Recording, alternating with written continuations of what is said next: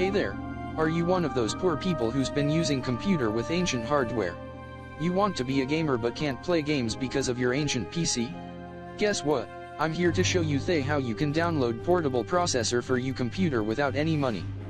You can see that the processor of my computer is Intel Pentium Dual Core i5-7700, which is a dumbass poor and weak processor.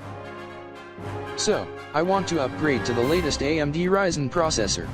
There are many amazing processors, but I want the AMD Ryzen 9 3900 XT.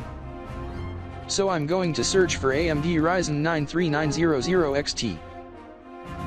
And click on the official AMD site. Now in this site, we will find all information about our processor.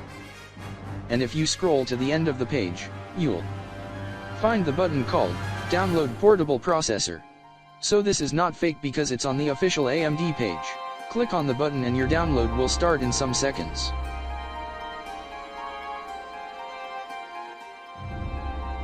Now I have downloaded and installed the portable processor on my desktop, and you can see that now my desktop has a Ryzen 9 3900 XT installed and working.